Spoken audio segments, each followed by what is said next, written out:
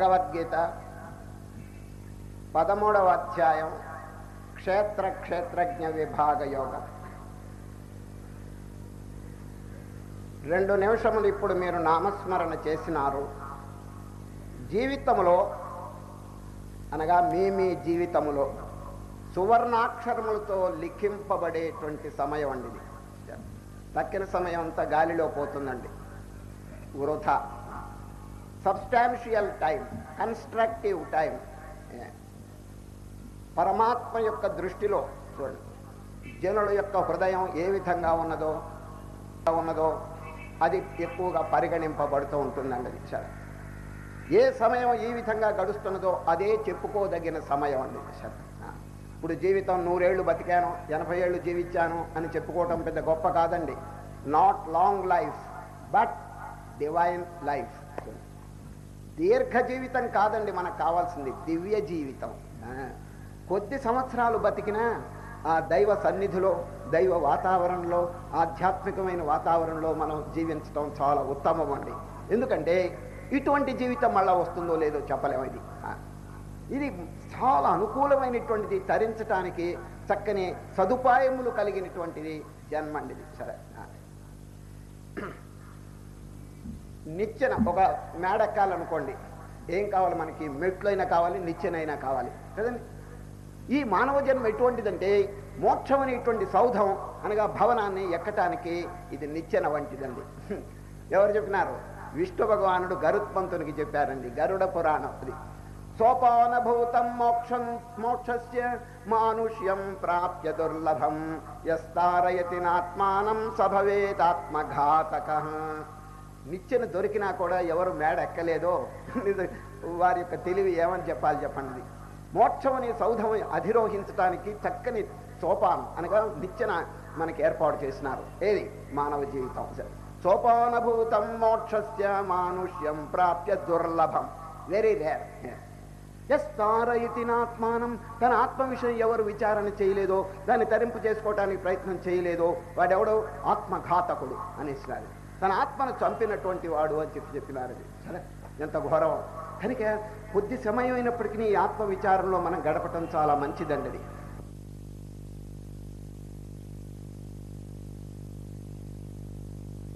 ఈ రోజు మొదలుకొని ఆత్మవిచారణ ప్రారంభం అవుతున్నదండి. ఇంతవరకు కర్మయోగాన్ని గురించి, భక్తి యోగాన్ని గురించి మనం విచారణ చేసినాం. ఇది సర్వసామాన్యంగా అందరికీ అందుబాటులో ఉందండి. ఈ రోజు నుంచి మొదలుకొని చెప్పేటువంటిది జ్ఞాన విషయం అండి, నిగూఢమైనటువంటి మోస్ట్ సటిల్ సబ్జెక్ట్. ఇది తెలుసుకోవాలంటే ఎంతో ఏకాగ్రత, శ్రద్ధ, విశ్వాసం అవసరం అండి. ఎందుకంటే అనేక జన్మార్జితమైనటువంటి ఈ దుర్వృత్తులు, దుస్సంస్కారములు, దుర్వాసనలు హృదయంలో ఉన్నాయండి.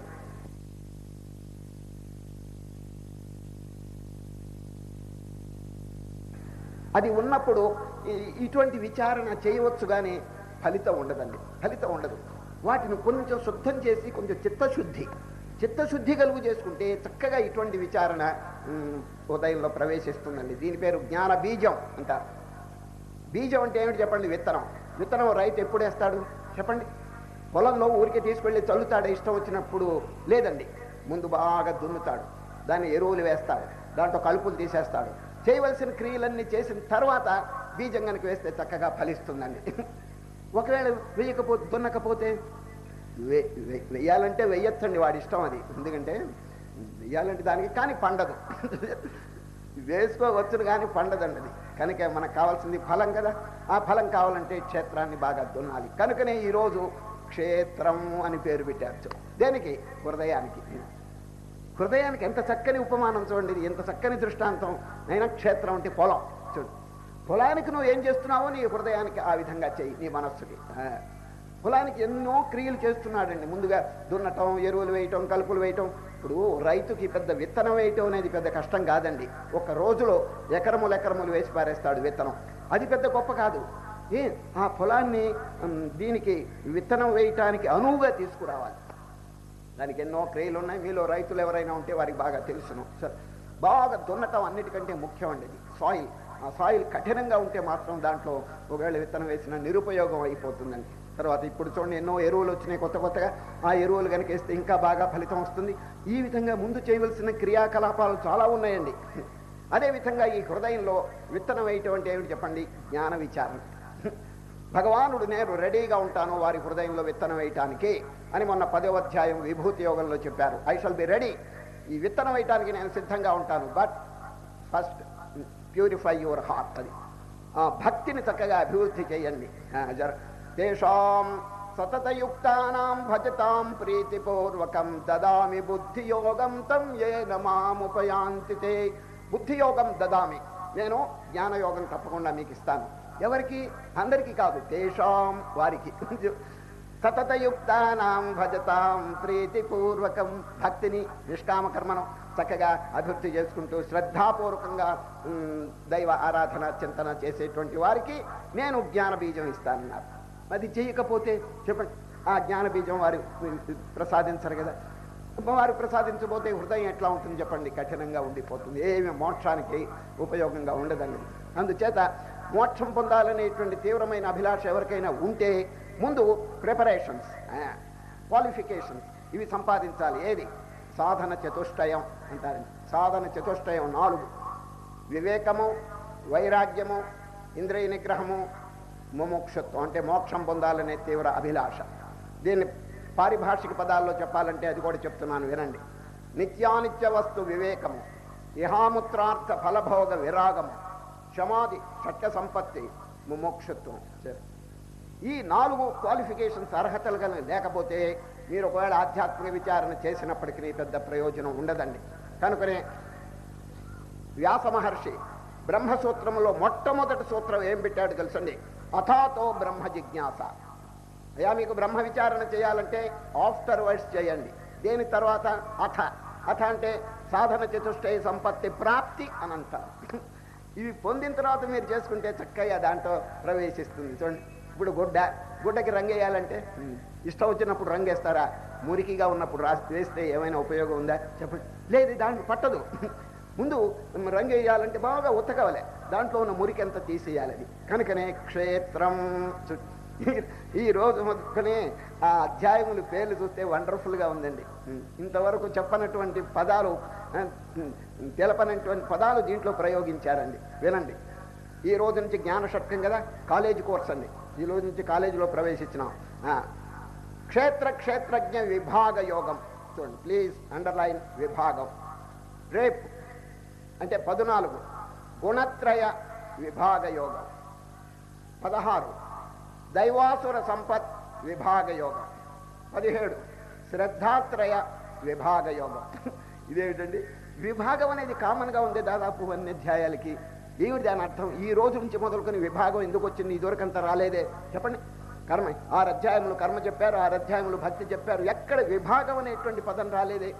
ఈ రోజు నుంచి వదులుకొని వచ్చేటువంటి ఈ 13 నుంచి విభాగం అని ప్రతి అధ్యాయములకు దాదాపు ప్రయోగిస్తున్నారు. కారణం ఏమిటి చెప్పండి? విభాగం అంటే తెలిసిన సెపరేషన్. 2 వస్తువులు కలిసిపోయినాయి, వేరు చెయ్యండి. జ్ఞానం అంటే ఎవరు కంగారు పడవాకండి. బియ్యంలో రాళ్ళు ఉన్నాయి ఏమండి, అమాంతంగా ఎసట్లో వస్తారా చెప్పండి? ముందు చాటలో వేసుకుని రాళ్ళన్నీ ఏరేస్తారు కదండి. ఈ ఏరేయటం అనేది ఒకరు చెప్పవలసింది లేదండి, సహజంగా అందరికీ తెలుసు అండి. ఇది బియ్యంలో రాళ్ళు ఉంటే 2 కలిపి తింటారా చెప్పండి? ఈ మధ్య ఒక అమ్మగారు బియ్యంలో రాళ్ళు ఏరేస్తున్నదండి. ఆ అమ్మగారి కొడుకు ఒకడు ఉన్నాడండి, చిన్నోడు. వాడు పరిగెత్తుకొచ్చాడు, చూచాడు ఆ దృశ్యం అంతా. అమ్మ అన్యాయం. ఈ బియ్యం రాళ్ళు బియ్య బస్తాలో చాలా రోజులు క్షేమంగా అన్యోన్యం మైత్రితో ఉన్నారే, వాళ్ళ స్నేహానికి నువ్వు భంగం చేసి వేరు చేస్తున్నావా అని అడిగాడండి వాడు అడిగింది నిజమేనండి. బియ్యం బస్తాలు ఇద్దరు స్నేహంగా ఉన్నారు, ఇప్పుడు ఇద్దరిని విడదీస్తున్నాడు. తెలుసు అమ్మగారు. ఈ పిల్లవాడు అడిగాడు, ఇది మంచిదేనా అని, ఇది న్యాయమేనా అని. నాయన, బియ్యం అనేది మానవుడికి ఉపకారం చేస్తుంది, రాళ్ళు అనేది అపకారం చేస్తాయి. ఈ ఉపకారం చేసేవాడు అపకారం చేసేవాడు ఒక చోటు ఉంటే అది మంచిది కాదు, అంచేత నేను వేరు చేస్తున్నాను అని తల్లిగారు చెప్పారండి. చూడండి ఎంత బాగుందో. అదేవిధంగా మంచి చెడ్డ ఒక చోట ఉన్నప్పుడు అండి అది ఎంత మంచి ఫలితాలు కలగదండి. చెడ్డని దూరీకరించాలి, సత్సాంగత్యం. హృదయంలో కూడా 2 ఉంటాయండి, సద్గుణాలు దుర్గుణాలు 2 ఉంటాయి. ఈ తెలివిగలవాడు దుర్గుణాలు కొంచెం ప్రయత్నపూర్వకంగా మెడపెట్టి గెంటితే తప్ప ఏమండి ఈ సద్గుణాలకి క్షేమం లేదండి. లేకపోతే దే విల్ డివోవర్, మింగేస్తాయండి ఏది సద్గుణాలని దుర్గుణాలు. కనుక బహు జాగ్రత్తగా ఉండాలి. ఇది ఒక యుద్ధం. ఈ ముముక్షు అంటే తరించాలని అనుకున్న వాళ్ళు యుద్ధం జరుగుతుందండి ఎప్పుడు. ఇద్దరిలో మాత్రం యుద్ధం జరగదండి, ఇద్దరిలో జరగదు. ఎవరో తెలిసిన అజ్ఞాని, అజ్ఞానిలో యుద్ధం లేదండి. జ్ఞాని, జీవన్ముక్తుడైనటువంటి జ్ఞానిలో యుద్ధం లేదు. ఎందుకంటే యుద్ధంలో గెలిచేశాడు ఆయన గెలిచేసినాడు కాబట్టి ఇంకా ఆయనకి యుద్ధం లేదు. ఈ అజ్ఞానిలో యుద్ధం లేదు. మరి మధ్యలో ముముక్షు ఉన్నాడు చూడండి, తరించాలని కుతూహలం, దారేమిటి అని చెప్పి తెలుసుకోవాలని వీరికి యుద్ధం జరుగుతుందండి. దేనికి యుద్ధం? మంచికి చెడ్డకి, ధర్మానికి అధర్మానికి, న్యాయానికి అన్యాయానికి, దృక్ష్యము దృక్కు, ఆత్మ అనాత్మ, ఈ రెండిటికి క్లాష్. చూడండి ఈ యుద్ధం జరిగి ఏది బలవత్తరంగా ఉంటుందో అది జయిస్తుందండి. సరే, వశిష్ఠ మహర్షి శ్రీరామచంద్రునికి 32,000 శ్లోకముల బోధ చెప్పాడండి. దాని పేరు యోగ వాసిష్టం, అద్భుతమైన గ్రంథం. దానిలో ఒక వాక్యం చెప్పండి. ఆయన రామచంద్ర, పూర్వజన్మ సంస్కారం ఇహజన్మ ప్రయత్నం యుద్ధం చేసుకుంటాయటండి. పూర్వజన్మలో ఏం చేసినాడు ఎవరికి తెలియదు, ఏ అలవాట్లోనైతే దాని వాసన మాత్రం ఇప్పుడు ఉంటుందండి. దాని పేరు పూర్వజన్మ సంస్కారం, వాసన అంటే. ఇప్పుడు చేసే ప్రయత్నం ఉంటుంది. ఈ రెండిటికి యుద్ధం. చూచారు, పూర్వజన్మ సంస్కారం, ఇప్పుడు చేసేటువంటి ప్రయత్నం, ఈ రెండిటికి యుద్ధం జరిగితే ఎవరు గెలుస్తారంటే ఏది బలవత్తరంగా ఉందో అది గెలుస్తుంది అని దృష్టాంతం ఏం చెప్పినారంటే వశిష్ఠుడు, 2 పొట్టేళ్ళు, 2 పొట్టేళ్ళు యుద్ధం చేస్తే పోట్లాడుకుంటున్నాయండి. ఏ పొట్టేలు గెలుస్తుంది చెప్పండి? కొమ్ములు దేనికి వాడిగా ఉన్నాయో, ఏది బలిష్టంగా ఉందో అది గెలుస్తుందండి. ద్వౌ హుడా వివయుధ్యేతే, హుడా అంటే ఇదండి పొట్టేలు. ద్వౌ హుడా వివయుధ్యేతే పురుషార్థౌ సమాసమౌ. పురుషార్థములు అంటే పూర్వజన్మం చేసిన ప్రయత్నం, ఇప్పుడు చేసిన ప్రయత్నం రెండు యుద్ధం చేసుకుంటూ ఉంటాయి. ద్వౌ హుడా వివయుధ్యేతే పురుషార్థౌ సమాసమౌ. ప్రాక్తనశ్చైహికశ్చైవ శామ్యతి అత్ర అల్పవీర్యవాన్. దుర్బలమైంది ఓడిపోతుందండి. సరే, కనుక ఇప్పుడు ఈ యుద్ధంలో మనం గెలవాలంటే ఏం చేయాలి తెలిసిన? ఇప్పుడు మన హృదయంలో బాగా మంచి సంస్కారములను ఏర్పాటు చేసుకుని కొంచెం ధైర్యం, సాహసం ఇవి వృద్ధి చేయాలండి. నిర్భయత్వం, బీ ఫియర్లెస్. దేనికండి భయపడేది మనం చెప్పండి? భయం అనేది అసలు లవలేశం కూడా మనకు ఉండటానికి వీలు లేదండి. ఒక చిన్న పిల్లవాడు వీధిలో నడుస్తుంటే వాడు భయపడతాడు. ఎప్పుడు ఒంటరిగా పోతుంటే. పక్కనే తండ్రి కానీ తల్లి కానీ చేయి పట్టుకుంటే వాడు భయపడతాడా చెప్పండి? అదేవిధంగా మనం జగజ్జనకుడైనటువంటి వారి పాదములు ఆశ్రయించినాం, పరమాత్మ యొక్క పాదములు ఆశ్రయించినాం, ఇంకా భయం దేనికి చెప్పండి? ప్రహ్లాదుని అడిగినారండి ఎవరు, మీకేమైనా భయం ఉన్నదా అని అడిగారు ఎవరో ఒక ఆయన. ప్రహ్లాదుడు చెప్పిన జవాబు చూడండి భాగవతంలో, నైవోద్విజే, ఐ వోంట్ ఫియర్. నైవోద్విజే భవదురత్యయ వైతరేణ్యా త్వత్తీర్థగాయన మహామృతపానమత్తః. భగవన్నామం అనేటువంటి అమృతం తాగి నేను మదించిపోయినాను, నాకేం భయం లేదనేసినాడు. చూడండి ఎంత గంభీరంగా చెప్పినాడు. మళ్ళీ చెప్తున్నాను, నైవోద్విజే భవదురత్యయ వైతరేణ్యా త్వత్తీర్థగాయన మహామృతపానమత్తః. నాకు ఎవరిని చూసినా భయం లేదు, కానీ ఒక్కరిని చూస్తే, కొందరిని చూస్తే దిగులుగా ఉంది, అంతే, ఇంకేం లేదు. ఎవరినంటే చెప్తున్నాడు, శోచేనుతే విముఖ చేతస ఇంద్రియార్థ మాయాముఖాయ భరముద్వహతో విమూఢ. పాపం చేసి నరకలోకంలో శిక్షలు అనుభవించే వాళ్ళని చూస్తే నాకు గుండె కరిగిపోతున్నది అంటాడండి ప్రహ్లాదుడు. ఎవరైనా బాధపడుతుంటే ఆ బాధ నేను చూడలేను. నాకు ఏది వద్దు, జనుడు యొక్క బాధ తొలగితే చాలన్నాడండి. నాకు మోక్షం కూడా క్యాన్సిల్ చేసి పారేశాడండి ఎవరు? ప్రహ్లాదుడు. చూడు, నత్వహం కామయే రాజ్యం, చూడు నాకు రాజ్యం వద్దు, నా స్వర్గం వద్దు, నా అపునర్భవం అంటే మోక్షం, అది కూడా నాకు వద్దనేసినాడు. నీకేం కావాలని అడిగితే, కామయే దుఃఖతప్తానాం ప్రాణినామార్తినాశనం. బాధపడే జనుల యొక్క బాధ తొలగితే అదే 10,000 అంటాడు. చూడండి నిజంగా ఆ హృదయం అండి వండర్ఫుల్ హృదయం అండి. ఎవరిది? ప్రహ్లాదుడిది. ఎప్పుడు హ్లాదం అంటే ఆనందం అండి. ఆ పేరు ఎట్లా వచ్చిందో చాలా చక్కగా వచ్చిందండి. అంటే ప్రకర్షణ, హ్లాదం అంటే ఆనందం. ఎప్పుడు ఆనందంగానే ఉంటాడండి. ఆ పేరు ఎంత చక్కగా, కొందరికి పేర్లు ఉంటాయి కానీ నారాయణ వ్యక్తికి పేరుకి సంబంధమే లేదండి. అది ఈ మధ్య ఒక ఆయనకండి ఆనందరావు అని పేరండి. ఎప్పుడు ఏడిపే ఆనందరావు. ఇంకొక ఆయన పేరు సుందరమూర్తి. పగలు చూస్తే రాత్రి కల్లోకి వస్తాడండి వాడు. పేరు సుందరమూర్తి. ఇంకొక ఆయన పేరండి క్షీరసాగర భట్టు. క్షీరసాగర భట్టు తాగటానికి మంచినీళ్ళే లేవండి ఇంట్లో. ఆయన పేరు క్షీరసాగర భట్టు. ఈ విధంగా పేరు. ఈ ప్రహ్లాదుడు అట్లా కాదండి, చక్కగా పేరు సార్థకం చేసుకున్నాడు ఎప్పుడు వారికి. ఎందుకంటే భగవంతుని యొక్క పాదపద్మములను ఆశ్రయించినాను కాబట్టి నాకు భయం లేదంటాడు. చూడు మళ్ళీ ఆ శ్లోకం చెప్తున్నాను, అద్భుతమైన శ్లోకం భాగవతం. నైవోద్విజే భవదురత్యయ వైతరే జ్ఞాత్వతీర్థగాయన మహామృతపానమత్తః శోచేనుతే విముఖచేతస ఇంద్రియార్థ మాయాముఖాయ భరముద్వహతో విమూఢాన్. ఈ శ్లోకానికంటే తెలుగు రాసినారు పోతన. ఆ పోతన ఎంత బాగా ట్రాన్స్లేట్ చేశారో చూడండి.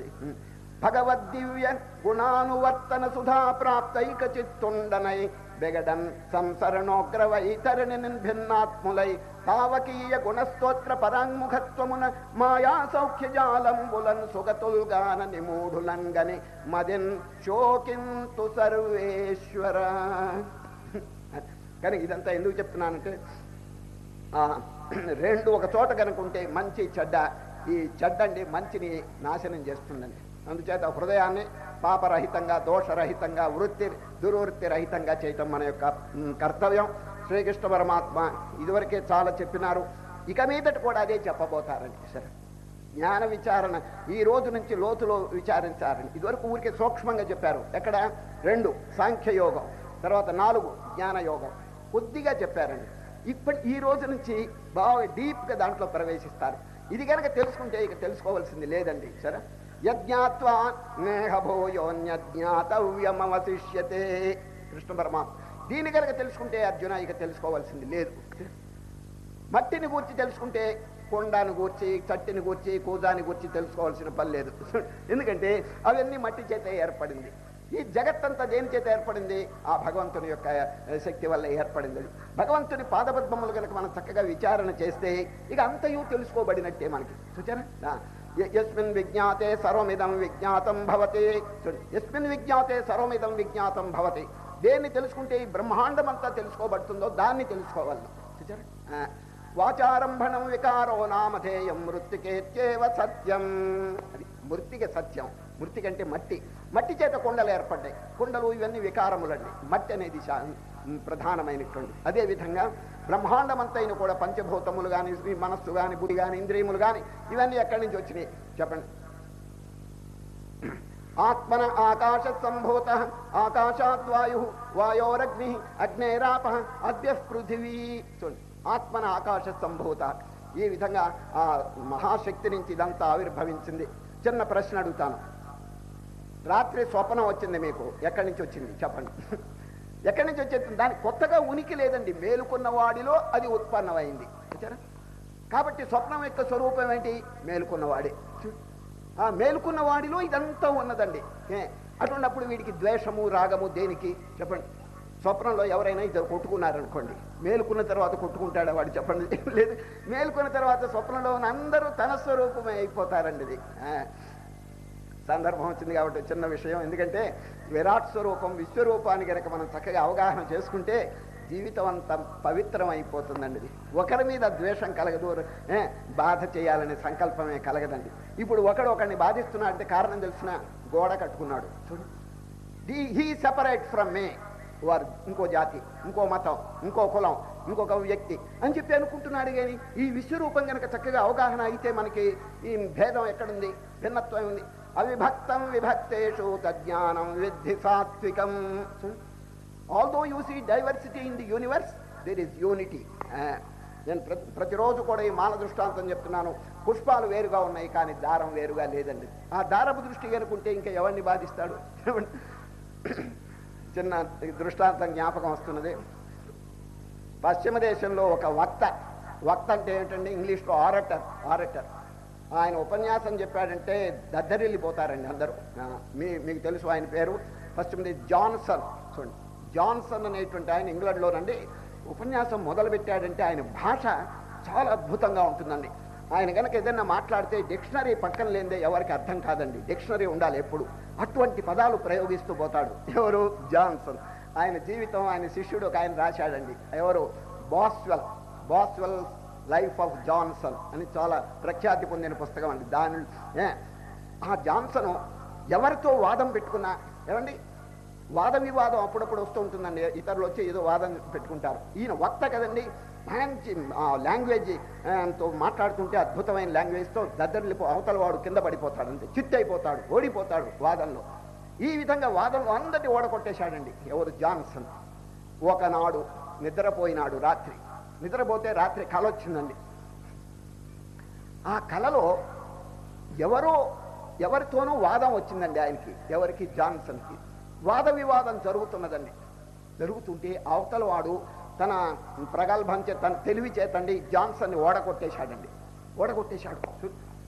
ఇంతవరకు ఓటమి అనేది ఎరంగనటువంటి జాన్సను కలలో ఒక ఆయన చేత ఓడిపోయినాడండి. సరే, ఎంత బాధ పొందాడంటే చెప్పడానికి లేదు. ఇంత అపకీర్తి వచ్చింది, ఇంత అవమానం వచ్చింది అని చెప్పేసి గుండె దడచేతండి మెలకు వచ్చిందండి ఆయనకి. మెలకు వస్తే ఎవడు నన్ను ఓడగొట్టిందని ఆలోచించాడండి. చెప్పండి, మీరే చెప్పండి, ఆయన ఓడగొట్టింది? కళలో ఇంకోటి ఎవడున్నాడు చెప్పండి? ఆయనలోనే ఒక కళ వచ్చింది. సరే, కనుక ఓడగొట్టినవాడు ఓడినవాడు ఇద్దరు ఒకే స్వరూపం అండి. సరే, మేలుకున్న తర్వాత అనుకున్నాడు, ఎవడు నా ఎక్స్ పార్టీ వాడు, ఇంతవరకు నేను ఎక్కడా జయించలేదే, వీరెవడు నన్ను జయించాడే అని చెప్పేసి ఎంతో దుఃఖపడుతుంటే ఆ దుఃఖం ఎట్లా పోయింది చెప్పండి? మేలుకున్న తర్వాత no two, there is only one అనేటువంటి విషయం తెలుసుకుని పరమానందపడ్డాడు. అయ్యో, శత్రువు అనేవాడు లేడు, నేను అనవసరంగా కంగారు పడ్డానని చెప్పించారు.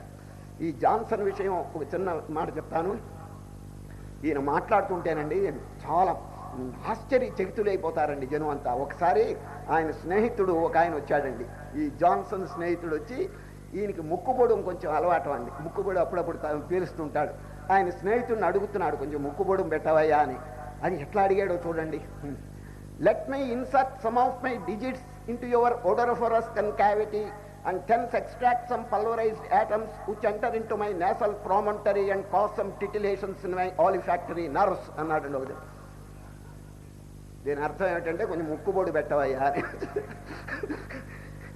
ఈ విధంగా మాట్లాడుతూ అందరినీ జయించుకొచ్చాడండి. ఇదంతా ఎందుకు చెప్తున్నానంటే, కళలో రెండవాడు లేడు కాబట్టి తాను ఏ విధంగా శాంతి పొందాడో అదే ఈ విశ్వమంతా ఇప్పుడు కనిపిస్తున్నది కదండి. అనేక మంది కనిపిస్తున్నారు, కానీ ఇదంతా విశ్వరూపంలో భగవంతుని యొక్క స్వరూపం. ఆ విధంగా ఎవరు తెలుసుకోగలుగుతాడు? ఇంత ప్రేమ, దయ, కరుణ, పరోపకారం పొంగి పొరలుతుందండి. సరే, కనుక నేను శ్రీకృష్ణ పరమాత్మ ఎక్కడ ఏ అధ్యాయంలో చూసినప్పటికీ అద్వేష్ట సర్వభూతానాం, నిన్ననే 12వ అధ్యాయం, అద్వేష్ట సర్వభూతానాం. ఇంకొక చోట సర్వభూతహితే రతాః. ఈ సర్వ అనేది ఎక్కువగా ప్రయోగిస్తున్నారండి. ఎందుకంటే ఇది కొద్ది మంది మాత్రమే ప్రేమ కాదండి. ఇది ఎంబ్రేస్ ది హోల్ వరల్డ్, అది విత్ లవ్, అది ప్రేమతోనండి. ఉదార చరితానాంతో వసుధైవ కుటుంబకం. ఇప్పుడు చూడండి, మీ కుటుంబం ఏమిటంటే ఇదిగో మా నాయన, మా అమ్మ, మా కోడలు, కూతురు అన్ని చూపిస్తారు కదా. విశాల భావం కలిగిన వాడికి చిన్న ఫ్యామిలీ కాదండి, the whole world will be his family. ఉదార చరితానాంతో వసుధైవ కుటుంబకం. ఇటువంటి భావం ఎప్పుడు వస్తుంది తెలుసండి? భగవద్గీత జీర్ణమైతే అవుతుందండి. తాను తగ్గించుకుని ఇతరులకు పెడతాడండి. నాట్ ఐ బట్ దౌ, నేను కొద్దిగా తిన్నా మీరు బాగా తినండి. ఇదండి సరే. ఇతరుల యొక్క ప్రేమ, ఇతరుల మీద దయ ఎక్కువగా చూస్తుంటాడండి. ఇది భగవద్గీతలో ఉన్నటువంటి విచిత్రమైన విషయం అండి. ఇది మానవుడు బాగుపడటానికి కావాల్సినటువంటి కోడ్ ఆఫ్ కాండక్ట్ అండి భగవద్గీతలో అద్భుతంగా ఉందండి. ఇక చూడండి, ఈ రోజు మొదలుకనే ఈ కాండక్ట్, ఈ మొరాలిటీ, ఈ క్యారెక్టరు గూర్చి ఎంత చెప్తారో మీరు చక్కగా వింటురు కానీ ఇప్పటి నుంచి. సరే, ఈ అధ్యాయం పేరు ఒక నిమిషం ఆలోచిస్తాం. క్షేత్రజ్ఞ విభాగం. క్షేత్రం అంటే ఏమిటండి? పొలం. మీ పొలం అండి ఊరు బయట ఉన్నదండి, ఒక ఎకరం ఉంది. మీరు దాంతో కలిసిపోయినారా? లేదు కదా.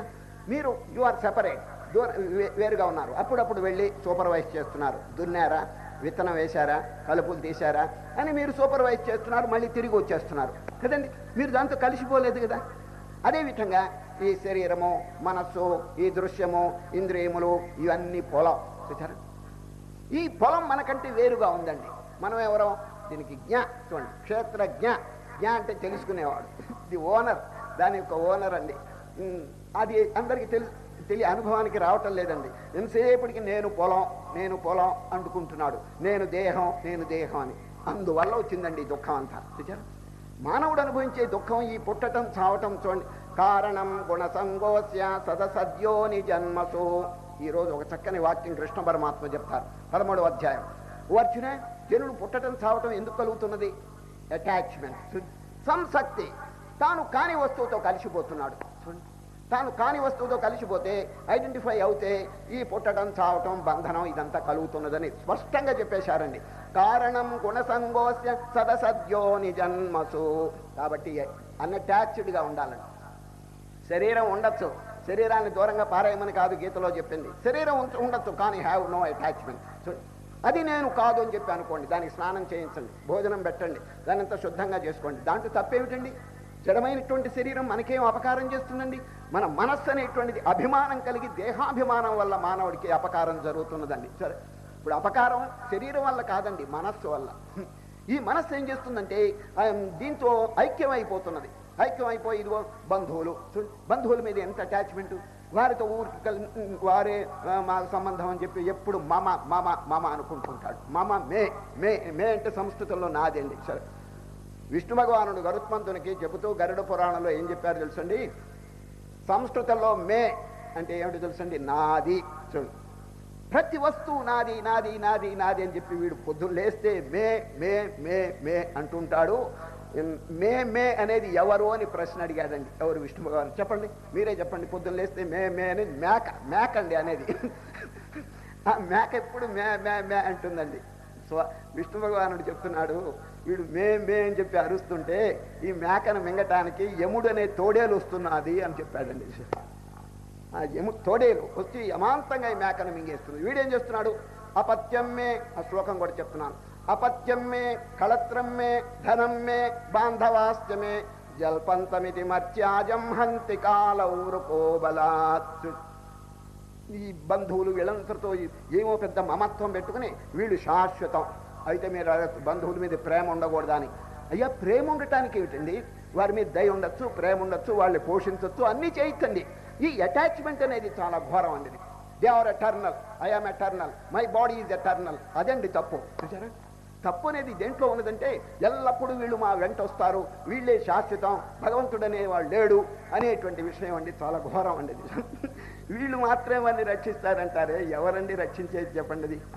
ఆ అంత్యకాలం వచ్చేటప్పుడు అన్నీ రాలిపోతాయండి. సరే, ఆ పరమాత్మ యొక్క పాదార విందములు మనం గనక జీవితంలో ఆశ్రయిస్తే అది మనని కాపాడుతుందండి. సరే, సర్వం వ్యర్థం మరణ సమయే సాంబయేక సహాయ.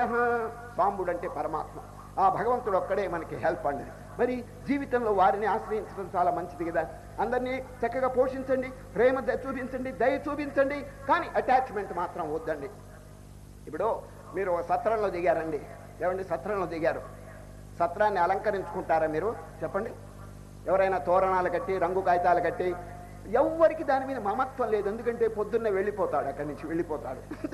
దాని మీద అటాచ్మెంట్ ఉంటుందండి. అదేవిధంగా ఇప్పుడు రైల్లో మీరు కూర్చున్నారండి. రైల్లో కూర్చుంటే మీ పక్క వాడితో మాట్లాడుతుంటారు. ఏమండి, ఏ ఊరి మీది, ఎట్లా ఉన్నారు, భాయ్ భాయ్ అనుకుంటారు. ఎంతసేపు ఆ ప్రేమ చెప్పండి? స్టేషన్ వచ్చే వరకు. స్టేషన్ వస్తే ఎవరి దారి వాడితే. అదేవిధంగా సత్రంలో ఎట్లా ఉందో, ఇక్కడ రైల్వే కంపార్ట్మెంట్ ఎట్లా ఉందో అంతేనండి ఈ జీవితాలు. సరే, క్షణం, ఒక క్షణకాలమే ఉంటుంది, మళ్ళీ అదృశ్యం అయిపోతాయి ఈ జీవితాలు. కాబట్టి శాశ్వతంగా మన రక్షించేది ఏమిటో కొంచెం జాగ్రత్తగా ఆలోచించండి. కనుక శ్రీకృష్ణ పరమాత్మ క్షేత్రం, ఈ శరీరము, దృశ్యము, మనస్సు ఇవన్నీ క్షేత్రం అంటే ఒక లిస్టు చెప్తున్నాడు. పొలం ఏమని అని ఎవరైనా అడిగితే దానికి లిస్టు చెప్తున్నారు కృష్ణ పరమాత్మ. వినండి, ఆ లిస్టు వినండి. మహాభూతాని, లెక్క పెట్టుకోండి. మహాభూతాలు అంటే పంచమహాభూతాలు, ఇవన్నీ కూడా మనం కావండి. క్షేత్రం అంటే దూరంగా ఉన్నాయి. దృశ్యం. మహాభూతాని అహంకారో బుద్ధిరవ్యక్తమేవ చ ఇంద్రియాణి దశైకం చ పంచచేంద్రియ గోచరా ఇచ్ఛాద్వేష సుఖం దుఃఖం సంఘాతశ్చేతనాధృతి ఏతక్షేత్రం. పెద్ద లిస్టు చెప్పి ఇదంతా మీరు కాదు అనేసినారండి. సార్, మరి మన స్వరూపం ఏమిటో ఇప్పుడే చెప్పబోతారు, దాంట్లో ప్రవేశిస్తాం. క్షేత్రం అంటే మనం కాని వస్తువు. క్షేత్రజ్ఞ అంటే దాన్ని తెలుసుకునేది. అంటే ఏమిటి? మనలో ఉండేటువంటి సాక్షి. అది ఎవరు? క్షేత్రజ్ఞం చాపి మాం విద్ధి సర్వక్షేత్రేషు భారత.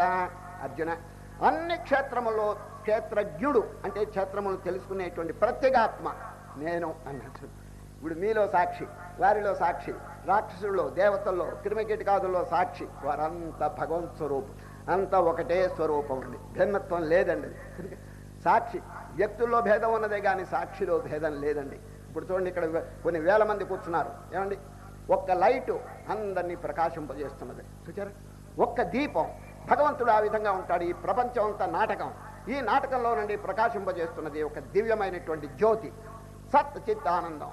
అదండి నాటకంలో దీపం ఏ విధంగా ప్రకాశింపజేస్తుందో ఆ విధంగా ప్రకాశం, కానీ తగులుకోవటం లేదు. ఈ సభతో తగులుకోవటం లేదండి. ఇప్పుడు ఇక్కడ ఎవరైనా దుఃఖిస్తే అది దుఃఖించట్లేదు, నవ్వుతే అది నవ్వటం లేదు, దానికి ఏం వికారములతో సంబంధం లేదు. కనుకనే క్షేత్రజ్ఞ, క్షేత్రమును చూస్తూ దాన్ని ప్రకాశింపజేస్తున్నాడు కానీ తగులుకోవటం లేదు. ఇదం శరీరం కౌంతేయ క్షేత్రమిత్య విధీయతే. మొట్టమొదటండి అర్జునులు వారు 6 ప్రశ్నలు అడుగుతారండి అధ్యాయం మొదట. ప్రకృతిం పురుషం చైవ క్షేత్రం క్షేత్రజ్ఞమేవ చ ఏతద్వేదితుమిచ్ఛామి జ్ఞానం జ్ఞేయం చ కేశవ. కృష్ణ, ప్రకృతి అంటే ఏమిటి, పురుషుడు అంటే ఎవరు, జ్ఞానం అంటే ఏమిటి, జ్ఞేయం అంటే ఏమిటి, ఎవరు, జ్ఞేయం అంటే ఏమిటి. ఈ విధంగా ప్రకృతిం పురుషం చైవ క్షేత్రం అంటే ఏమిటి, క్షేత్రజ్ఞుడు అంటే ఎవరు, 6 ప్రశ్నలు. ఇక ఒక్కొక్క దానికి సమాధానం చెప్తారు. అదేనండి ఈ అధ్యాయం యొక్క సారం. ఇదం క్షేత్రం అంటే ఈ శరీరము, దీనికి సంబంధించిన అన్ని ఇందాక లిస్టు చెప్పలేదు, ఇవన్నీ క్షేత్రం అంటే పొలం. ఇదం శరీరం కౌంతేయ క్షేత్రమిత్య విధీయతే ఏతద్యో వేత్తి తం ప్రాహు క్షేత్రజ్ఞ ఇతి తద్విదః.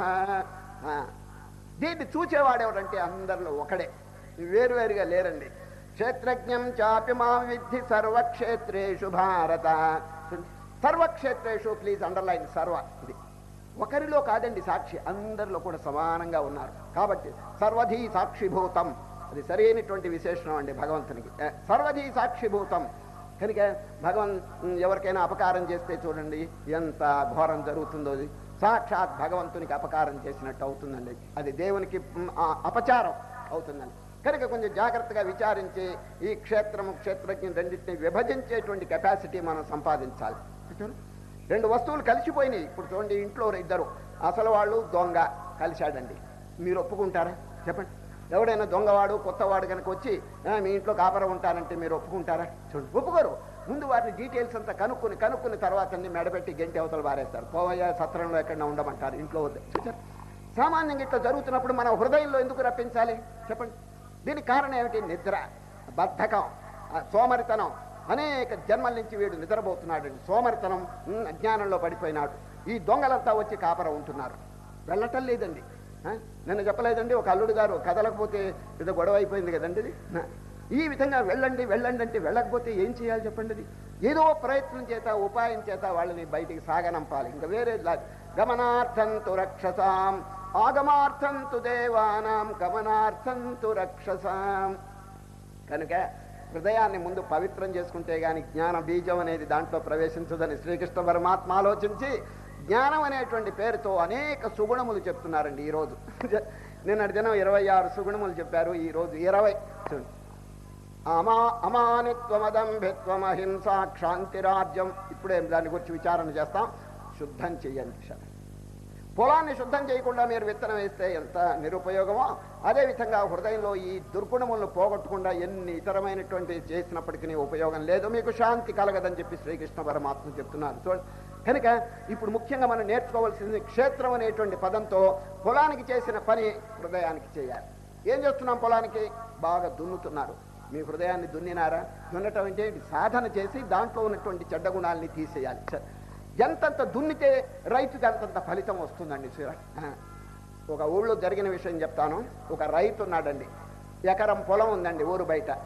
ఆ ఎకరంలో వరి కానీ జొన్న కానీ ఇతర ధాన్యాలు వేయటం లేదండి, చెరుకు. ఆ కొంతకాలం వేసాడు, చెరుకులో కూడా పెద్ద ఇది లేకపోతే ద్రాక్ష పెట్టాడండి. ద్రాక్ష పెడితే మంచి లాభాలు వస్తున్నాయండి వాడికి. అందుచేత ఎంత ఖర్చు అయినప్పటికీ బాగా దున్నిస్తాడండి. 500 రూపాయలు పెట్టి దున్నిస్తాడు వాడు ఒక ఎకరాన్ని. బాగా దున్నించి ద్రాక్ష విత్తనం దాంట్లో పెడతాడు.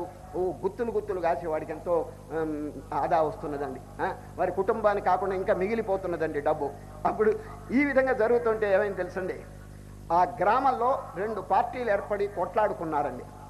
ఒక పార్టీలో ఈ రైతు చేరాడండి. చేరి అవతల పార్టీని కొట్టారు. వాడు సీరియస్గా దెబ్బలు తగిలినాయి. అందరినీ అరెస్ట్ చేసి విచారణ చేసి వీడికండి 2 సంవత్సరాలు జైలు శిక్ష వేశారండి. ఎవరికి? రైతుకి 2 సంవత్సరాలు జైలు శిక్ష వేస్తే జైల్లో కూర్చున్నాడు. ఇంటి దగ్గర ఎట్లా గడుస్తుంది చెప్పండి కుటుంబం? భార్య చాలా దుఃఖిస్తున్నది. 500 రూపాయలు ఉంటే కానీ ద్రాక్ష తోట దున్నటానికి లేదే, దున్నకపోతే విత్తనం వేసినా కూడా నిరుపయోగమే. ఆయన గారు వెళ్ళి అక్కడ కూర్చున్నాడు. ఎట్లా అని చెప్పి ఆలోచిస్తూ భర్త గారికి ఉత్తరం రాసిందండి జైల్లో. ఏమండి, మీరు చేయరాని పని చేసి అక్కడ వెళ్ళి కూర్చున్నారు, కుటుంబ విషయం ఏమంటారు? 500 రూపాయలు క్యాష్ ఉంటే కానీ దున్నటానికి లేదే, ఇప్పుడు ఎక్కడి నుంచి తేగలను నేను? తిండికే లేకుండా అవస్థపడుతుంటే మీరు వెళ్ళి అక్కడ కూర్చున్నారే, ఏదైనా ఉపాయం చెప్పండి అని రాసిందండి. భర్త గారు జైల్లోంచి జవాబు ఇచ్చాడు, అమ్మా నీవేం దిగులు పడద్దు, మన పొలానికి ఈశాన్య భాగంలో తవ్వి చూడు, ఒక బంగారపు చెంబు దాచిపెట్టాను నేను అన్నాడు. బంగారపు చెంబు అక్కడ ఈశాన్య భాగంలో దాచిపెట్టాను, అది తవ్వుకుని దాన్ని అమ్ముకుని లక్షణంగా మీ కుటుంబాన్ని అవన్నీ కూడా చక్కగా పోషించుకోండి అని చెప్పి అక్కడి నుంచి జాబు రాశాడండి. ఎవరు? భర్త. అయ్యా, మనం జాబులు రాస్తే ఎవరు చదవరు, కానీ జైల్లో రాస్తే దొంగలు అది సూపరింటెండెంట్ చదువుకుంటాడండి ముందుగా. ఆ సూపరింటెండెంట్ చదివితే బంగారపు చెంబు లక్షలు ఖరీదవుతుంది. ఎక్కడి నుంచి వచ్చింది ఈ గోల్డ్? ఈ కంట్రోల్ ఉంది కదా, అది ఎక్కడి నుంచి సంపాదించాడు ఇంత బంగారం? తెలుసుకుంటే మంచిదని అసలు ఆ చెంబు ఎట్లా ఉన్నదో చూడాలని 10 మంది పోలీసు వాళ్ళు 10 మడకలంటే నాగేళ్లు తీసుకుని బయలుదేరాడండి. ఎకరం అంతానండి అడుగు లోతు దున్ని పారేశాడండి. 4 సార్లు బాగా దున్నాడండి. దున్నితే బంగారపు చెంబు లేదు, పాడు లేదండి, దొరకలేదండి. ఇంకా దొరకపోతే ఏం చేస్తారు? పోలీసులు వెళ్ళిపోయినారండి. భార్య గారు జాబు రాసింది, ఏమండి ఒక్క పైసా ఖర్చు లేకుండా పోలీసులు దున్ని పారేశారు అన్నారు. ఆయన జవాబు ఇచ్చాడు, లక్షణంగా పైరు పెట్టుకుని బతకండి అన్నాడు. బతకండి. చూడండి, వాడు జైల్లో కూర్చుని పోలీసుల చేత పని చేయించాడు. చూడండి వాడికి ఎంత నాక్కు, ఎంత జిత్తు చూడండి వాడికి. అసలు బంగారపు చెంబా పాడా ఏమీ లేదండి. ఇదంతా ఎందుకు చెప్పినానంటే, ఎంత దున్నితే అంత ఫలితం వస్తుందండి. అది కనుకనే క్షేత్రం అనేటువంటి పదం చాలా సమయోచితంగా ఉందండి. అది ఏది? ఈ హృదయానికి క్షేత్రం. అది క్షేత్రజ్ఞ విభాగం అని చెప్పి చక్కగా ప్రారంభిస్తూ ఇప్పుడు సద్గుణములు 20 సద్గుణం. ఇదివరకు ఎన్ని చెప్పినారు చెప్పండి? ఈ 12వ అధ్యాయం 26 ఏమిటి చెప్పండి? అద్వేష్ట సర్వభూతానాం మైత్ర కరుణ ఏవచ నిర్మమో నిరహంకార సమదుఃఖ సుఖక్షమే. ఈ విధంగా 26 చెప్పినారు. ఇప్పుడు కొత్త లిస్టు ప్రారంభం అవుతున్నదండి. చూడండి, అమానిత్వమదంభిత్వం అహింసా క్షాంతిరార్జవం.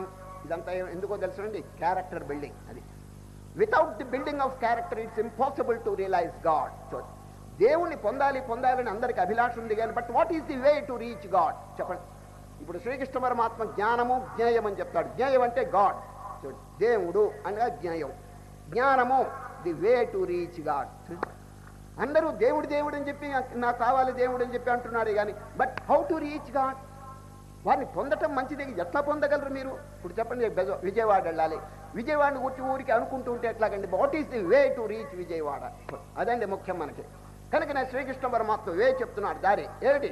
Purification of heart. అది హృదయ పవిత్రత కోసం కొన్ని చక్కని గుణాలు నిన్న 12వ అధ్యాయంలో చెప్పినారు. ఇప్పుడు 13వ అధ్యాయంలో మళ్ళీ కొత్త లిస్టు చెప్తున్నారు. అవి కనుక ఆలోచించి మన హృదయాన్ని పవిత్రం చేసుకుంటే ఎనఫ్, అంతే. ఇంకా కొత్తగా ఏమి లేదండి మోక్షానికి మార్గం. ఈ మనస్సు నిర్మలం అయితే చాలు. ఎందుకో తెలిసిన, దేవుడు అనేవాడు ఎక్కడో వైకుంఠంలోనో కైలాసంలోనో ఇంకెక్కడో ఆకాశంలోనే ఉండి మన హృదయంలోకి దిగి రావటం అనేది కలలో కూడా లేదండి. అసలు ఎక్కడో ఉండి ఇక్కడికి రావటం కాదండి. God is already here, but you have forgotten. అది జీవుడు మర్చిపోయినాడండి. దేవుడు లేకపోతే అసలు జీవుడు మాత్రం ఎట్లా వస్తాడు చెప్పండి? జీవుడు దేంతో ఏర్పడ్డాడు? శరీరము, మనస్సు, ఆత్మ. ఈ 3 ఉంటే గాని ఒక ఎంటిటీ, ఒక జీవుడు అనేవాడు ఏర్పడటానికి లేదండి. Therefore there must be ఆత్మ. దేవుడు అనేవాడు తప్పకుండా ఉండి తీరాలి ఒక వ్యక్తిలో. మరి ఆ దేవుడు ఇంత సమీపంలో ఉండి కూడా ఎందుకు తెలుసుకోలేకపోతున్నాడు వాడు చెప్పండి? బాహ్యమైనటువంటి ఎన్నెన్నో క్రియాకలాపాలు చేస్తున్నాడు కానీ ఈ నియరెస్ట్ గా ఉండి తన స్వరూపంగానే ఉన్నటువంటి దేవుడిని ఎందుకు తెలుసుకోలేకపోతున్నాడు? కారణం, without there is no purity. అది అర్థం మంచిదేనండి, కానీ దుమ్ము చేత కప్పబడింది. అందుచేత శరీరం మన మనస్సులోనండి ఏ విధంగా తయారు చేసుకోవాలంటే దుర్గుణములు లవలేశం కూడా లేకుండా అన్ని సద్గుణములు ఉండాలి. సద్గుణములు ఉంటే అక్కడే మోక్షం. చూచారు? వశిష్ఠ మహర్షి రామునికి చెప్తున్నాడు, నమోక్షో నభసః పృష్ఠే పాతాళే నచ భూతలే మోక్షో హి చేతో విమలం సమ్యజ్ఞాన విబోధితం. రామచంద్ర, మోక్షం ఎక్కడో ఇతర చోట ఉన్నదని అనుకోబాక, నిర్మలమైన మనస్సే మోక్షం అని చెప్పి ఘంటాపదంగా చెప్తున్నాడు ఎవరు? వశిష్ఠ మహర్షి. దేర్ఫోర్ మన కర్తవ్యం ఏమిటి? Not to realise God but to make our mind pure. మన మనస్సును నిర్మలంగా చేసుకుంటే చాలండి. ఒక చిన్న దృష్టాంతం చెప్తాను. పూర్వకాలం ఒక రాజు ఉండేవాడండి. అందరు రాజులు మోస్తరు కాదండి, భగవద్గీత ఎప్పుడు చదువుతూ ఉంటాడండి ఆ రాజు. పూర్వజన్మ సంస్కారం చాలా బాగుంది, ప్రతిరోజు గీతాపారాయణం చేస్తుంటాడు. ఆయనకు ఒక సంకల్పం కలిగింది. ఏమిటంటే, ఆనాడు యుద్ధక్షేత్రంలో రథం మీద కూర్చుని కృష్ణ పరమాత్మ అర్జునుడికి బోధిస్తున్నటువంటి దృశ్యం నా ఇంట్లో గనక చిత్రం వేసుకుంటే బొమ్మ, ప్రతిరోజు దర్శనం చేసుకుని గీతా దర్శనం ఎంతో ఆనంద పొందుతాననే అభిప్రాయం కలిగిందండి. ఎవరికి? ఈ రాజుగారికి. వెంటనే మంత్రిని పిలిచాడు. మంత్రి గారు, మన దేశంలో ఉన్నటువంటి పెయింటర్స్ అంటే చిత్రకారులందరినీ పిలిచి పరీక్ష పెట్టండి. ఇద్దరిని ఎన్నుకోండి. ఫస్ట్ మార్క్ బాగా వచ్చినటువంటి వారిని హేమాహేమీలు ఇద్దరిని ఎన్నుకోండి, ఎగ్జామినేషన్ పెట్టండి, ఆ ఇద్దరిని నా దగ్గర పట్టరండి అన్నాడు ఎవరు? రాజుగారు. మంత్రి గారు అట్లాగే టెస్ట్ ఎగ్జామినేషన్ పెట్టి ఇద్దరిని మెరికెల్ వంటి వారిని ఏరుకున్నాడండి. వాళ్ళిద్దరిని తీసుకొచ్చి, రాజా ఇదిగో వీళ్ళిద్దరు హేమాహేమీలు, చిత్రరచన చేశారంటే న్యాచురల్గా ఉంటుంది వీళ్ళిద్దరు అని చెప్పి వెంటనే వాళ్ళిద్దరిని పిలిచి, నా ఇల్లారా, నా అంతఃపురంలో 2 గోడలు ఉన్నాయి ఆపోజిట్గా, ఇటొక గోడ ఇటొక గోడ తెల్లగా ఉన్నాయి. మీరేం చేయాలంటే గీతా చిత్రం, రథం మీద కూర్చొని కృష్ణ పరమాత్మ అర్జునుడికి బోధ చేస్తున్నటువంటి గీతా బోధ చేస్తున్నటువంటి దృశ్యం, ఇటు గుర్రాలు అటు సైన్యం ఇవన్నీ కూడా దాంట్లో చిత్రించాలి. 6 మాసములు టైం ఇచ్చినాను. మీ ఇద్దరిలో ఎవరికి ఫస్ట్ మార్క్ వస్తుందో, అనగా ఎవరి యొక్క చిత్రం అద్భుతంగా ఉంటుందో 5,000 రూపాయలు పారితోషికం ప్రైజ్ అని డిక్లేర్ చేశాడండి. 5,000 రూపాయలు పారితోషికం ప్రైజ్ వస్తుందని చెప్పేశారు. ఇక చూడండి, ఈ 6 మాసములు మీరు ఇళ్ళకి వెళ్తే వెళ్ళొచ్చు, లేకపోతే ఇక్కడే భోజనం, రాజభోజనం పెడతానన్నాడు. మీకు కావాల్సిన రంగులు ఇవన్నీ కూడా నేను సప్లై చేస్తానన్నాడు. చూడండి, ఇద్దరు డివైడ్ చేసుకున్నారు. ఈ గోడ ఈయన తీసుకున్నాడు, ఈ గోడ ఇంకొక ఆయన తీసుకున్నాడు. చూడండి, ఒక టైం ఫిక్స్ చేసినారు. అప్పటి నుంచి మొదలు పెట్టారండి ఇద్దరు. మొదలుపెట్టి ఈయన ఎంత చక్కగా గీస్తున్నాడంటే బొమ్మ, 6 నెలలు కదండి, ఈ 6 నెలల లోపల మోస్ట్ న్యాచురల్గా ఆ భగవద్గీత చిత్రం అంతా వేశాడండి ఈయన. 6 నెలలు పూర్తయిన తర్వాత అండి జడ్జెస్ వచ్చారండి, 4 జడ్జెస్. న్యాయం అంటే ఫస్ట్ మార్కు ఎవరికి అని చెప్పి సెటిల్ చేయడానికి న్యాయ నిర్ణేతలు 4 వచ్చారండి ముందు. అయితే ఇటువైపు కర్టెను ఇటువైపు కర్టెను అంటే తెర వేశారండి. ఎందుకంటే వీడు వేసిన బొమ్మ వాడు కాపీ చేస్తాడేమో అని. ఆ పూర్వకాలం కూడా కాపీలు ఉన్నాయండి, అందువల్ల తెర వేసేశారండి. తెర వేస్తే వీడు బొమ్మ వీడు, వాడి బొమ్మ జడ్జెస్ వచ్చి ముందు ఇది తెరిచారండి. ఇది తెరిచేటప్పటికి ఆ జడ్జెస్ 4 ఎటువంటి నిర్ణయం చేసినారంటే, ఇక జగత్తులో ఇంతకు మించి ఎవరు వేయలేరు, మోస్ట్ న్యాచురల్, సాక్షాత్ కృష్ణ పరమాత్మ అవతరించినట్టుగానే ఉంది, అర్జునుడు ఇక్కడ ప్రతిష్ఠింపబడినట్టుగా ఉంది, గుర్రాలు ఇవన్నీ కూడా న్యాచురల్గా ఉన్నాయి, ఈయనకే ఫస్ట్ మార్క్ ఇస్తామని చెప్పి జడ్జెస్ మనస్సులో అనుకున్నారండి. మరి వీడిది చూడాలి కదా, వీడి తెర తీసి వీడి పరిస్థితి ఏమిటో చెప్తాను వినండి. వీడు ఈ 6 నెలలు అసలు బొమ్మే గీయలేదండి, బొమ్మే తాకలేదు. ఒక గాజు పెంకు తెచ్చుకున్నాడండి, ఎక్కడో గాజు పెంకు తెచ్చుకుని ఈ గోడంతా రుద్దటం మొదలు పెట్టాడండి. ఊరికే రుద్ది రుద్ది రుద్ది నొన్నగా అద్దం మోస్తరు తయారు చేశాడండి వాడు. వీడు 6 నెలలు చేసిన పని ఏమంటే బొమ్మ గీయలేదండి, బాగా గట్టితనం ఇదంతా కూడా బాగా గరుకుతనం, రఫ్నెస్ అంతా తీసేసి ఎట్లా తయారు చేశాడంటే నొన్నగా అద్దం మోస్తరు తయారు, సాక్షాత్ అద్దమేనండి. అట్లా ఎప్పుడు జడ్జెస్ ఈ తెర తీసేశారో ఈ ఎదురుగుండా ఉన్న చిత్రం ఈ అద్దంలో ప్రతిబింబించిందండి అది. అప్పుడు జడ్జెస్ అనుకున్నారు, ఆహా వండర్ఫుల్ వండర్ఫుల్, వీడు గోడ మీద వేశాడు, వీడు గోడ లోపల వేశాడు రా, వీడు గోడ, వీడు రంగులతో వేశాడు, వీడు రంగులు లేకుండానే వేసి పారేశాడు రా వీడు, this fellow gets the first mark అన్నారండి వాళ్ళు. ఈయనకి ఫస్ట్ ప్రైజ్ ఇచ్చి పంపించారండి. చూచారా ఏమిటండి వీడు చేసిన పని, ఏమైనా బొమ్మ గీశాడా? ఏమి లేదు, గోడను శుద్ధం చేశాడు. అదేవిధంగా బొమ్మ అనేది ఆల్రెడీ ఇక్కడ ఉన్నదండి, మన హృదయంలో బొమ్మ అనేది గీయవలసిన పని లేదు, కృష్ణుడు అక్కడే ఉన్నాడు. చూసారా, మీకు ప్రమాణం ఏంటి?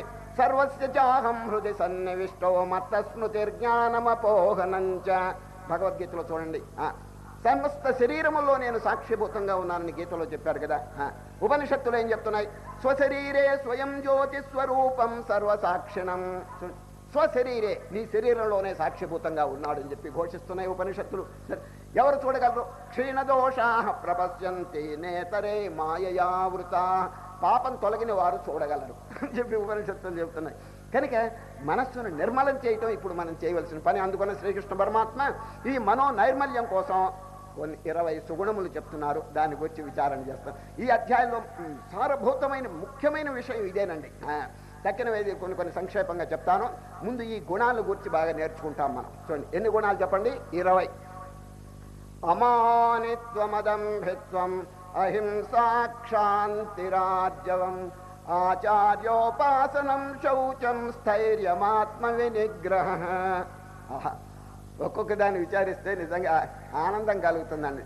అమానిత్వం ఏమిటండి? అమానిత్వం అంటే జనులకండి అభిమానం, దేహాభిమానం, మమత్వం, అహంకారం ఘనీభవించి ఉన్నదండి. అది అందుచేత జనులకండి ఏమీ లెక్కలేదండి, నేను గొప్ప అనేటువంటి అభిప్రాయం వాళ్ళకి కలిగిందండి. సరే, ఎటువంటి వాడైనా పెద్ద ధనవంతుడు అనుకోండి, విద్యావంతుడు అనుకోండి, ఇంకా ఏదో సౌందర్యవంతుడు అనుకోండి, ఏమని అనుకుంటారు తెలిసిన? నేను ఈ ప్రపంచంలో అందరికంటే నేను శిరోమణి, నేను చాలా గొప్పవాడిని అని అనుకుంటారండి. ఒక చిన్న విషయం మీరు ఆలోచించండి, చెప్తాను. మానవుడు ఈ దేహం ఎంత గొప్పదైనప్పటికీ తర్వాత ఏమైపోతుంది చెప్పండి. అది ఒక రాజు ఏం చేసినాడు తెలుసండి? తన మంత్రిని పిలిచి, ఓ మంత్రి గారు, నా రాజ్యంలో ఉన్నటువంటి చనిపోయిన దేహాలు తీసుకురాండి అన్నాడండి. బతికున్న దేహాలు కాదు, చనిపోయిన దేహాలు తీసుకురాండి అన్నాడు. ఈ రాజుగారు 10 బళ్ళు వెంట తీసుకుపోయి దారిలో ఏది చనిపోయినా, చూడండి, కుక్క చనిపోయింది, కుక్క దేహం, దాంట్లో గాడిద చచ్చింది, గాడిద దేహం వేసుకున్నాడు. ఇంకో చోట పిల్లి, ఇంకో చోట ఎలుక, ఈ విధంగా చచ్చిన దేహాలన్నీ 5-6 బళ్ళలో వేసుకుని తీసుకొచ్చాడండి. ఎక్కడోనండి దారిలో శ్మశానంలో ఒక మనిషి శరీరం కూడా చచ్చిందండి. అక్కడ ఆ మనిషి శరీరం కూడా బండిలో వేసుకున్నాడు, తీసుకొచ్చాడండి. రాజా, మీ ఆజ్ఞను నేను శిరసావహించినాను, ఇదిగో చచ్చిన దేహాలన్నీ మాకు కనిపించినాయని పట్టుకొచ్చానన్నాడు. నాకు కాదు కానీ ఇవన్నీ మార్కెట్కి తీసుకుపోయి అమ్మేయిపోయి అన్నాడు. ఎవరు? ఈ బళ్ళ నిండా అన్ని శరీరాలు, చచ్చిపోయిన శరీరాలు, ఇవన్నీ తీసుకెళ్లి మార్కెట్లో అమ్మేయమన్నాడు. ఎవరు? రాజుగారు. మంత్రి గారు తీసుకుని వెళ్తే ఏమైందో తెలుసండి? మార్కెట్లో అందరూ అన్ని శరీరాలు కొన్నారే కానీ మనిషి శరీరం ఎవడు కొనలేదండి. ప్రతివాడు నాకొద్దు నాకొద్దు నాకొద్దు అని కూర్చోండి. కోడి శరీరం పెరుక్కున్నాడు ఒక ఆయన, ఇంకొక ఆయన, ఎందుకంటే అవన్నీ ఉపయోగిస్తాయి. మనిషి శరీరం నాకొద్దు నాకొద్దు అని అందరూ తిరస్కరించారండి. చూడండి, ఆఖరికి ఒక్క మనిషి శరీరం మాత్రం బండిలో వేసుకుని తీసుకొచ్చాడు. మంత్రి, రాజా, అన్ని శరీరాలు అమ్ముడు పోయినాయి, ఒక మనిషి శరీరం ఎవ్వరు కొనలేదు అన్నాడు. కొనకపోతే ఉచితంగా ఇచ్చేయమన్నాడు. ఉచితంగా ఇచ్చేసేబో. మళ్ళా మార్కెట్కి వెళ్ళి, అయ్యా మీరేం డబ్బు ఇవ్వక్కర్లేదు, ఫ్రీగా తీసుకుపోయి ఇంట్లో దాచుకోండి అన్నారు అందరూ.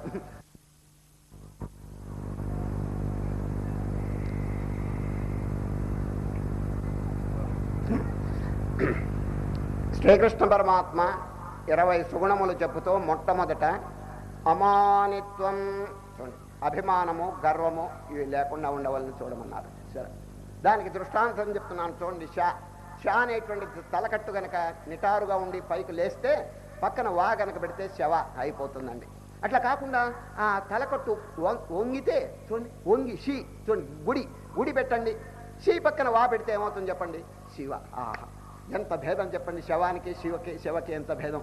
అదేవిధంగా ఎప్పుడు వినయ విధేయతలు మానవుడికి కలుగుతాయో అప్పుడు అండి ఎంతో మార్పు వస్తుంది. నిరభిమానం, నిరహంకారం. అమానిత్వం. పశ్చిమ దేశంలో గొప్ప సైంటిస్ట్ ఉన్నాడండి, వారి పేరు మీకు అందరికీ తెలుసు, న్యూటన్. వారి గొప్పతనం ఏమిటి తెలుసండి? ఒక సిద్ధాంతాన్ని కనిపెట్టాడండి ఆయన. దాని ముందు ఎవరు కనిపెట్టలేదు. ఏమిటంటే, ఒక రాయి గనక వదిలితే కింద పడుతుందండి. రాయి వదిలితే కింద పడుతుంది, పండు రాలితే కింద పడుతున్నది, మనిషి జారితే కింద పడుతున్నాడు. ఎందుకు అని అడిగితే ఎవరు చెప్పలేకపోయినారండి. దాని ముందంతా వీరు కనిపెట్టారు ఒక సిద్ధాంతం. భూమికి ఆకర్షణ శక్తి, ఒక లా పనిచేస్తున్నది, శాసనం, ది లా ఆఫ్ గ్రావిటీ. భూమికి ఆకర్షణ శక్తి ఉన్నది, అందుచేత పండు కానీ రాయి కానీ మనిషి కానీ పడితే కింద పడుతున్నారని చెప్పి చక్కని సిద్ధాంతం లోకానికి ఎంత చక్కగా వెల్లడి చేస్తే, ఇక చూడండి వారి కీర్తి దిగంతం వ్యాపించిందండి. ఎవరి కీర్తి చెప్పండి? న్యూటన్. చాలామంది వారి దగ్గరికి వెళ్ళి, ఏమండో జగద్విఖ్యాతి పొందేశారు మీరు, మీ ప్రజ్ఞ అపారమైందని చెప్పి స్తోత్రం చేస్తుంటే వారు ఏమన్నారో చూడండి. I am only a child. I am only a child picking up a few pebbles on the shores of the gigantic ocean of truth అన్నాడు. సత్యం అనేటువంటి మహాసముద్రపు ఒడ్డున 4 చిల్లిగవ్వలు ఏరుకున్నానయ్యా, నేను చేసిన ఘనకార్యం ఏమిటయ్యా అని అడుగుతాడు. చూడండి ఎంత నిరభిమానం. నేను మళ్ళీ చెప్తున్నాను, I am only a child picking up a few pebbles on the షోర్స్ of the gigantic ocean of truth. అది సత్యం అనేటువంటి మహాసముద్ర పొడ్డున 4 చిల్లిగవ్వలు ఏరుకున్నాను. చూడండి అంత విఖ్యాతి కలిగినటువంటి సైంటిస్ట్ న్యూటన్ ఎంత నిరభిమానమో చూడండి అది. కనుక హనుమంతుని దగ్గర ఇటువంటి మహామహుల దగ్గర మనం చక్కగా నేర్చుకోవాలండి. సరే, ఎంతో వినయ విధేయతలు. మీరు ఎంత గొప్పవారైనా అవుగాక, ఏమండి ఆ భగవంతుని దగ్గర పెద్దల దగ్గర ప్రతి వారి దగ్గర కూడా వినయ విధేయతలు, మోడెస్టీ అంటారు ఇంగ్లీష్లో, మోడెస్టీ. అది చాలా ముఖ్యమైనదండి. పెద్దలు చెప్తున్నారు, to be humble to superiors is duty. చూడండి బాగా వినండి, to be humble to superiors is duty, to be humble to equals is courtesy, to be humble to inferiors is nobleness అన్నారు. చూడండి పెద్దల దగ్గర కానీ, మధ్యస్థుల దగ్గర కానీ, చిన్నవారి దగ్గర కానీ ఎంతో వినయ విధేయతల్లో ఉండటం వారి యొక్క ఘనతను ఇంకా ఇనుమడింపజేస్తాయే కానీ తగ్గించదండి. సరే, అందుకనే అమానిత్వం. ఇక చూడండి టైం లేదు, సంక్షేపంగా విచారణ చేస్తాం. అదంభిత్వం అహింసా క్షాంతిరాజ్యవం. అదంభిత్వం దంభం. దంభం అంటే ఏంటండి? ఈ అహంకారంలోనే ఒక రకం అండి ఇది. నేను గొప్పవాడను అని చెప్పి అహంకరించటం అన్నమాట ఇది. సరే, చాలామంది ఇప్పుడు అనేక మంది ఈ ప్రపంచంలో ఉన్నారు కదండి, తాను ఒక్కడే గొప్ప అని ఎట్లా చెప్పుకోగలడు చెప్పండి? అందరిలో కూడా శక్తి సామర్థ్యాలు ఉన్నాయి కదండి. ఒకరే నేను గొప్ప అని చెప్పి ఎట్లా అనుకుంటాడు? ఒక రాజు ఏం చేశాడో తెలుసండి, తన దగ్గర ఆస్థానంలో ఉండే పండితులందరినీ పిలిచాడండి. పండితులందరూ పిలిచి, ఓ పండితులారా, నా మీద భారతం రాయండి అన్నాడండి. నా మీద భారతం రా, ఇదేమిటండి ఆశ్చర్యం? భారతం అనేది ఏదో జరిగినటువంటి సంఘటనే కానీ ఒకరి మీద భారతం ఎవరు రాస్తారండి? ఆయనకి బాగా కొవ్వెక్కిందండి, అహంకారం కలిగి, ఈ దంభం కలిగి పండితులందరినీ ఆజ్ఞాపించాడు. అందరిని పిలిచి, ఓ పండితులారా, నా మీద భారతం రాయండి అన్నాడు. మారు మాట్లాడబాకండి, 6 నెలలు టైం ఇచ్చాను, మీ భోజన సామగ్రి అంతా పంపిస్తాను, నా మీద 18 పర్వాలు భారతం రాయండి అన్నా. మారు మాట్లాడద్దు, మీరు కనుక రాయకపోతే బహిష్కరిస్తాను, ఆస్థానంలో మిమ్మల్ని ఉంచేది లేదు అని చెప్పేస్తే, పాపం ఇళ్ళ దగ్గరికి వెళ్ళి ఆ పండితులంతా ఆలోచిస్తున్నాం, ఇది ఎక్కడ వచ్చింది కర్మ, ఒకడి మీద భారతం రాసేది ఏమిటి? భారతం అనేది ఏదో జరిగింది కదా, ఒక సంఘటన. ఈయనేమిటో మన మారు మాట్లాడద్దన్నాడు, రాయకపోతేనేమో ఉద్యోగాలు పెరిగేస్తా అన్నాడు అని చెప్పి అందరూ ఆలోచనలో పడ్డారు. ఎవరో పండితులు. 5 నెలలు పూర్తయిందండి. ఈయన గారు భోజన సామగ్రి పంపిస్తున్నాడు, పండితులంతా బాగా శుభ్రంగా భోజనం చేస్తున్నారని. 5 నెలలు అయిన తర్వాత పండితుల నాయకుడిని పిలిచాడండి. ఎవరు? రాజుగారు. ఏమండి, భారతం రాస్తున్నారా? ఎన్ని పర్వాలు పూర్తయింది నా మీద అన్నాడు. స్వామి, కలం పెట్టామండి పేపర్ మీద, 2 సందేహాలు పట్టుకున్నాయి, అందువల్ల మేము ఆ సందేహాలు తీర్చలేక అట్లాగే ఉన్నాం, ఇంతవరకు ఏం మొదలుపెట్టి. ఏమిటి ఆ సందేహం అన్నారు? భారతము పాండవులు 12 సంవత్సరాలు అరణ్యంలో ఉన్నారు, 1 సంవత్సరం అజ్ఞాతవాసం చేశారు, మీరేమో భారతం రాయమన్నారు. మరి దేవరవారు 12 సంవత్సరాలు ఏ అరణ్యంలో ఉంటారో మాకు తెలియదు, ఏ వేషం వేస్తారో అది మాకు తెలియదు, మిమ్మల్ని అడిగి తెలుసుకోవాలని చెప్పి ఇంతవరకు ఆగినామన్నారు. అప్పుడు అన్నాడు, నా మీద భారతం రాయాలంటే నేను 12 ఏళ్ళు అరణ్యంలో ఉండాలా అన్నాడు. తప్పకుండా ఉండాలన్నాడు. అట్టయితే వద్దులేండి అన్నాడండి. ఎంత కొవ్వెక్కిన మాటలు మాట్లాడుతున్నాడు చూడండి. తన మీద భారతం ఏంటండి? ఈ విధంగా అక్కడక్కడండి దంభం, అహంకారం పెరిగిపోయిందండి. అటువంటి వాళ్ళండి శాంతి దొరకదండి వాడు. కనుకనే శ్రీకృష్ణ పరమ అవన్నీ దులిపి అవతల పారేయమన్నాడు దుర్గుణాలు. మమానిత్వమదంభిత్వం అహింసా క్షాంతిరాజ్యవం. ఒక్కొక్క సుగుణం ఆలోచిస్తుంటే ఎంత అద్భుతంగా. అహింసా క్షాంతిరాజ్యం. శాంతి, శాంతి అంటే ఏంటండి? ఓర్పు. ఈ ఆధ్యాత్మ విషయంలో ఎవరైనా ప్రయత్నం చేస్తుంటే అనేక ఒడిదుడుకులు రావచ్చండి. సరే, ఏదైనా దారిలో కనుక కష్టాలు వస్తే డోంట్ ఫియర్, అది నిరుత్సాహపడకూడదండి. ఎందుకంటే మన యొక్క లక్ష్యం ఏమిటి చెప్పండి? భగవంతుడు. ఆ భగవంతుడి దగ్గరికి వెళ్ళేటప్పుడు ఈ దారిలో ఏమొచ్చినప్పటికీ we shall be ready. Fight for the best, face the worst. ఇదివరకు మీకు చెప్పాను ఈ మాట. అద్భుతమైనటువంటి లక్ష్యం మనం ఎదురుగుండా పెట్టుకున్నాం. ఏమిటి? Realisation of God.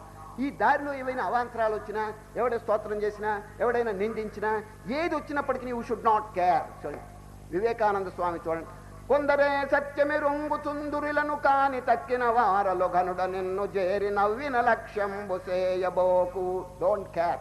ఎవరైనా మిమ్మల్ని గురించి నవ్వినా హేళన చేసినా పే నో హీడ్ అంటాడు. చూడండి కనుక ఈ ఆధ్యాత్మ విషయంలోనండి క్షాంతి అంటే ఓర్పు అండి. సహనం ఉండాలండి. సహనం ఏమి ఇతరులు ఏమన్నా అనుగాక మన యొక్క హృదయం పవిత్రంగా ఉండి ఆ భగవంతుని యొక్క పాదపద్మాలను మనం నమ్ముకుంటే మనకి ఏదికి మా అడ్డు వచ్చినప్పటికీ కేర్ చేయకూడదండి. ఎందుకంటే మన యోగక్షేమాలు ఆ మహనీయుడు జాగ్రత్తగా చూస్తున్నారు. చూడండి, అనన్యాస్త్యంత ఎంతో మాం ఏ జనా పర్యుపాసతే తేషాం నిత్యాభియుక్తానాం యోగక్షేమం వహామ్యహం. పశ్చిమ దేశంలో మీరందరూ పేరు వినుంటారు, సోక్రటీస్. చూడండి, సోక్రటీస్ అనే గొప్ప విజ్ఞానవేత్త, తత్వవేత్త అండి, ఫిలాసఫర్ ఉన్నాడండి. వారు ఎంత గొప్పవారంటే వారి జీవితంలోనండి ఇటువంటి శాంతి మొదలైన గుణాలన్నింటినీ అభ్యసించాడండి ఆయన.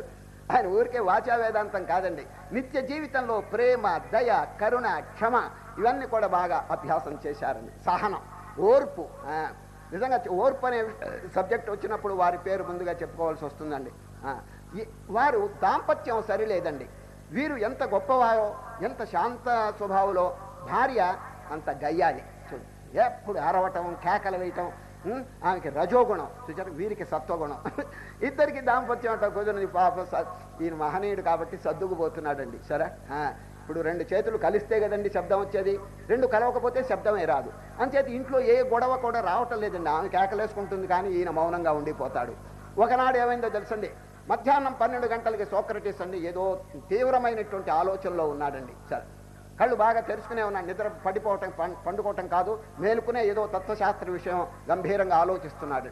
సరిగా ఆ టైంలో భార్య, ఏమండి వంట పూర్తయింది,